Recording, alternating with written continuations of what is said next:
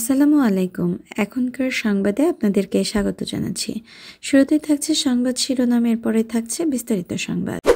Trump কেন ভারত পাকিস্তান যুদ্ধবিরতির প্রথম ঘোষণা দিলেন? ভারত পাকিস্তান সংকট মোকাবেলায় ট্রাম্পের তৎপরতা, আঞ্চলিক নিরাপত্তার অজানা সমীকরণ। ভারত যুদ্ধবিরতি মেনে চলবে, তবে সেনাবাহিনী প্রস্তুত থাকবে ব্রিফিংয়ে সামরিক মুখপাত্র। যুদ্ধবিরতিকে নতুন সূচনা বললেন পাকিস্তান প্রধানমন্ত্রী। প্রিয় শ্রোতা, এই ছিল এখনকার মতো সর্বশেষ সংবাদ শিরোনাম। এবারে বিস্তারিত সংবাদে চলে যাচ্ছি। ভারত পাকিস্তান আজ শনিবার বিকেলে যুদ্ধবিরতিতে রাজি হয়েছে। উভয় দেশের কর্মকর্তারা তা নিশ্চিত করেছেন। তবে পারমাণবিক শক্তিধর এই দুই দেশ যে যুদ্ধবিরতিতে রাজি হয়েছে তা সবার আগে সামাজিক যোগাযোগ মাধ্যমে ঘোষণা দেন মার্কিন প্রেসিডেন্ট ডোনাল্ড ট্রাম্প। কিন্তু কেন?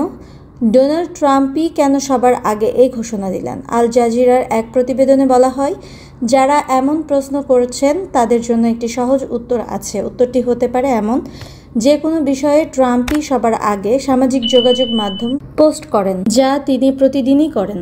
এটা তার অভ্যাস। কিন্তু নয়াদিল্লি ইসলামাবাদের মধ্যকার যুদ্ধবিরতির ঘোষণা যুক্তরাষ্ট্রই কেন সবার আগে দেবে, তা নিয়ে কিছু প্রশ্ন রয়ে যায়।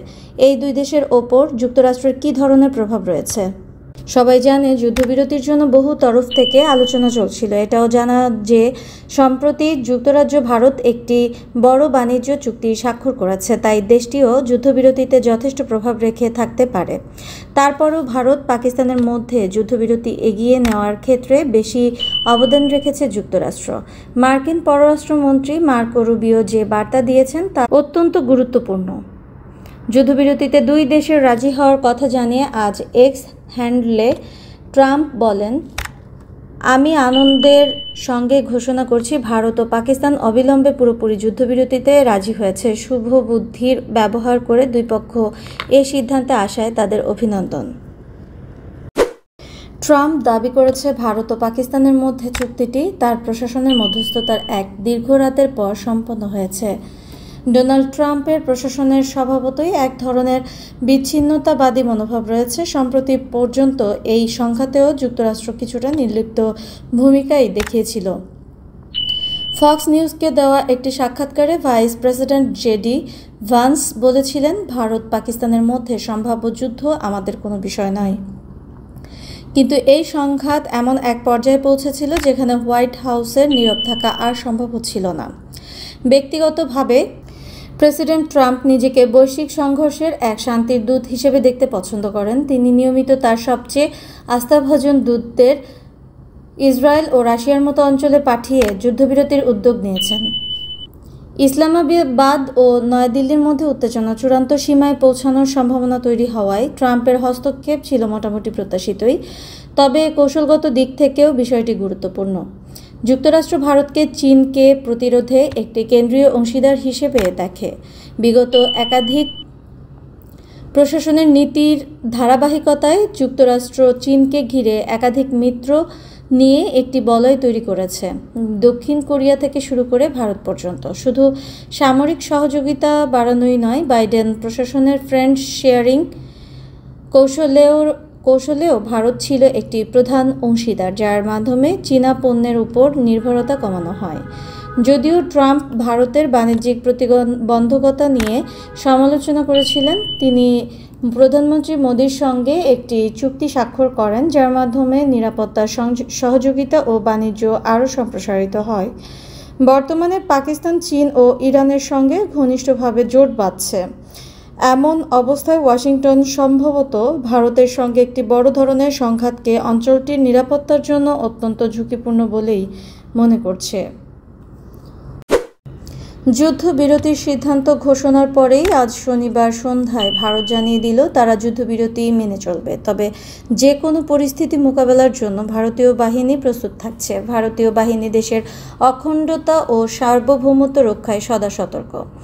আজ শনিবার সন্ধ্যায় প্রতিরক্ষা মন্ত্রণালয়ের এই সংক্ষিপ্ত সংবাদ সম্মেলনে অন্য দিনের মতোই উপস্থিত ছিলেন কর্নেল সোফিয়া কুরেশি ও উইং কমান্ডার বমিকা সিং। এই কয়েকদিন ধরে পাকিস্তান নানা অপপ্রচার চালিয়েছে, অভিযোগ তুলে তারা সেগুলো তুলে ধরেন। কর্নেল সোফিয়া ও উইং কমান্ডার বোমিকা দাবি করেন, পাকিস্তানের দাবি চীনের তৈরি JF-17 যুদ্ধবিমান দিয়ে তারা ভারতের S-400 আকাশ প্রতিরক্ষা ব্যবস্থা ধ্বংস করেছে। এই মিথ্যা প্রচার। তারা প্রচার করছে শ্রীনগর, জম্মু, পাঠানকোট ও ভুজের বিমান ঘাঁটি গুঁড়িয়ে দিয়েছে, এটাও ভুয়া প্রচার। চণ্ডীগড় ও বিয়াসের অস্ত্রভাণ্ডারও নাকি ধূলিসাৎ করেছে, এই দাবিও অসত্য। এই দুই সামরিক কর্মকর্তা দাবি করেন, পাকিস্তান আরও প্রচার করছে যে ভারতীয় বাহিনী নাকি বেছে বেছে মসজিদ ভেঙেছে, এই প্রচারও পুরোপুরি অসত্য। ভারতীয় বাহিনী দেশের ধর্মনিরপেক্ষ চরিত্র সম্পর্কে শ্রদ্ধাশীল, সংবিধানের প্রতি বিশ্বস্ত, তারা মূল্যবোধ রক্ষায় বিশ্বাসী। ভারতীয় বাহিনীর লক্ষ্য ছিল শুধু সন্ত্রাসবাদী ঘাঁটি, তাদের শিবির। কর্নেল সোফিয়া কুরেশি এবং উইং কমান্ডার বোমিকা সিংয়ের দাবি মতে, এই কয়েকদিনে স্কারদু, সরগোদা, জাকুয়াবাদ, ভুলারিতে পাকিস্তানি সেনাঘাঁটি মারাত্মকভাবে ক্ষতিগ্রস্ত হয়েছে। বিমান হানা রুখে পাল্টা আক্রমণ করার ক্ষমতা পুরোপুরি নষ্ট করা হয়েছে। নিয়ন্ত্রণ রেখা বরাবর পাকিস্তানি সেনাঘাঁটিগুলো প্রবলভাবে ক্ষতিগ্রস্ত হয়েছে। এদিকে পাকিস্তানের প্রধানমন্ত্রী শাহবাজ শরীফ বলেছেন, আজকের যুদ্ধবিরতি অঞ্চল জুড়ে স্থিতিশীলতার পথে এক নতুন সূচনা করেছে। শনিবার 10 মে এক্স সাবেক টুইটারে দেওয়া একটি পোস্টে তিনি এই যুদ্ধবিরতির বিষয়টিকে বৃহত্তর শান্তি প্রতিষ্ঠার একটি ধাপ হিসেবে বর্ণনা করেন। তিনি লেখেন, পাকিস্তান বিশ্বাস করে এটি সেই নতুন সূচনার প্রতিনিধিত্ব করছে যা দীর্ঘদিন ধরে অঞ্চলটিকে জর্জরিত করে রাখা সমস্যাগুলোর সমাধান ও শান্তি, সমৃদ্ধি এবং স্থিতিশীলতার পথে বাধা হয়ে দাঁড়ানোর দুর্ভাগ্যজনক পরিস্থিতির অবসান ঘটাবে। প্রধানমন্ত্রী শাহবাজ শরীফ যুদ্ধবিরতি বাস্তবায়নে যুক্তরাষ্ট্রের প্রেসিডেন্ট ডোনাল্ড ট্রাম্প প্রশাসনের ভূমিকার প্রতি কৃতজ্ঞতা প্রকাশ করেছেন। তিনি শুধু ট্রাম্পকেই নয়, বরং ভাইস প্রেসিডেন্ট জেডি ভান্স এবং পররাষ্ট্রমন্ত্রী মার্কো রুবিকেও ধন্যবাদ জানান। তিনি আরও বলেন, আঞ্চলিক শান্তি ও স্থিতিশীলতার স্বার্থে আমরা এই ফলাফল মেনে নিয়েছি। যুক্তরাষ্ট্র যে সক্রিয় ভূমিকা রেখে এই ফলাফল বাস্তবায়ন করেছে তার জন্য পাকিস্তান আন্তরিকভাবে কৃতজ্ঞ। প্রিয় শ্রোতা, এই ছিল এখনকার মতো সর্বশেষ সংবাদ। পরবর্তী সংবাদ শোনার আহ্বান জানিয়ে শেষ করছি এবং সেই সাথে অনুরোধ করছি, ভিডিওটি ভালো লেগে থাকলে চ্যানেলটিতে সাবস্ক্রাইব করুন, পাশে থাকা বেল আইকনটিতে একটি ক্লিক করে রাখুন নোটিফিকেশন খুব দ্রুত পাওয়ার জন্য এবং শেয়ার কমেন্ট করতে ভুলবেন না। ধন্যবাদ।